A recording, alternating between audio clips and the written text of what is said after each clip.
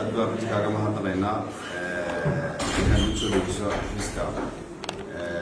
gobolka waxaan runtii u mahadnaqayaa dhammaan isduuyaasha gobolka awdal matala wasaaradaha qaranka iyo hay'adaha qaranka ee kala duwan sharaf bay noo tahay maanta waftiga hogaaminaya agaasimaha guud komishineeriska hay'adda shaqaalaha iyo shaqaaluhu inay runtii idinla kulmaan qorshayaal fara badan ay kala hadlaan gudoomiye isduuyaashu runtii waa halbowlayaasha wasaaradaha waana dadka maamula hawlaadka maalin kasta ka socota wasaaradaha iyo hay'adaha waxaana leeyihiin runtii ahmiyad iyo dadweyneyn weyn oo runtii mudan in la xuso oo la sheego marka runtii taasun bay ka mid tahay safarkayga hay'adda shaqaaluhu maadaama ay xilsaaran tahay shaqooyin fara badan oo qaranka u hayso dad fara badan waxay u qaataan inay hay'adda shaqaaluhu inay wuxuu shaqaalaysiiso kaliya shaqaala oo inay ka shaqayso laakiin mandate-ka hay'adda shaqaaluhu runtii uu ka ballaaray intaasi waxyaabo fara badan oo runtii mas'uuliyad oo ka unkamaya baa jira xeerka shaqaalaha dowladda waddankeenu wuxuu ku shaqeeyaa xeerar kasoo unkama dastuurka qaranka xeerarkaasoo laga dheegay markaa xeerar dastuurkoo laga dheegay xeerar sidoo kale xeerarkan waxaa laga sii dheegaa habraacyo iyo siyaasad markaa qaranku ku shaqeeyo talo kasto iyo go-aan kasta oo hay'ad shaqaaluhu ku shaqeynaysaa markaa waxay ku beesgaraysay markasta go-aanada ka imanaya xeerarka iyo nidaamyadaas marka runtii maanta waxaan idinku nimid safar shaqo oo daaran in tababaro kolley la siin doono isduuyaasha iyo waaxyaha shaqaalaha gobolka awdal jooga sidoo kalena waxaan idinku nimid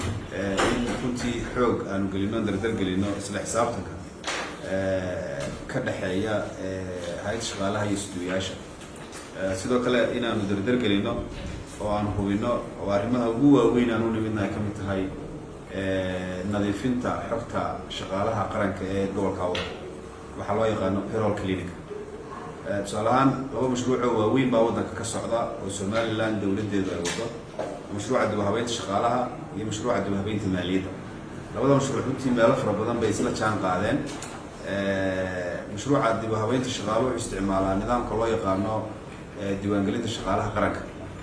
waxaan biometric systemka shaqaalaha indhaha iyo faraha laga qaado ka maaliyadduna wuxuu isticmaalaa nidaamka maaliyadeed oo loo yaqaano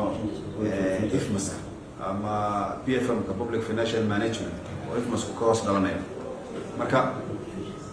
labadan nidaam inay isla jaan qaadaan qaabka mushaar bixinta waxyaabaha ugu waaweyn oo runtii nimaadno tusaale ahaan haddii safarka hay'adda shaqaalaha wasaaradda deegaanku ay tira ugu kaydsan tahay mushaharka lagu bixinayaana waa in systemka maaliyadeed ee la bixinayaana waa in tirada soo wixii intaa ka soo baxaa runtii waxay noqonayaan wax aan sax ahayn oo waxyaabaha runtii aan u nimid bay ka mid tahay inaan xoojino labada maalmood aan joognana waqti badan aan gelinayno gelin hore iyo gelin dambe iyo fiidka waan shaqayn doono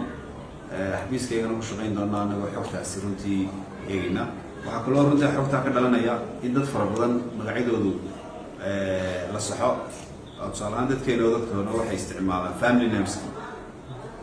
naanaysaha ayaa mararka qaarkood kaadhakooga ugu qoran marka la diiwaan gelinayana magac kalea lagu diiwaan gelinaya marka in la iswaafajiyada laftigeediina waa qodobadaan u nimid bay ka mid tahay iyo sidoo kale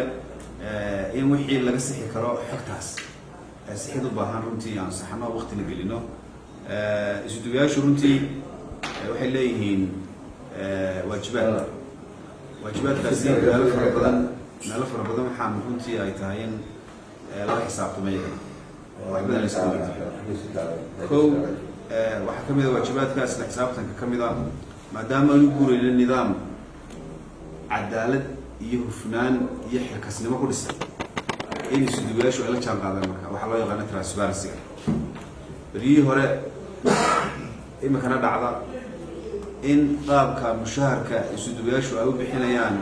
inta aan marin nidaamka bangiga inay noqoto nidaam hab cadaaliya oo ku dhisan cadaalad kaan sheegay sidoo kale inta nidaamka marta xisaabaadka bangiyaduna sidaas leeg ay marto marka waa qorshe runtii iyadana detailkeeda aan u geli doono oo dheer waxyaabaha runtii aan idinku nimid ah arrinta kale aan u nimid waxaa ka mid a shaqo qaran oo dafcaddii saddexaad iyadana aanu xalaaleynayno runtii aan waajibaadkii hay'adda shaqaalaha ka gudanayno waayo difcadaasi marka ay soo qalin jabiso hay'adda shaqaaluhu way hubisaa kadib marka hubiso way diiwaan gelisaa markay diiwaan gelisana waxay u qaybisaa institutionada hay'adaha dawliga ay u qaybisaa ayadana runtii hawlaha aanu nimid bay ka mid tahay inaan hubitaankeedii iyo qorshaheedii galno barsaabka mar labaad iyo mar saddexaad waan mahadnaqayaa qorshayaashaan kala hadli doono oo detailkoogu uu inta ka badan yahay kolley intay duumayno intaasuu baa geli doonta laakiin inta kale waan soo noqon doonaa waa qodobo fara badan oo runtii aan doonayno aanu galabaa markaa mahadsantiin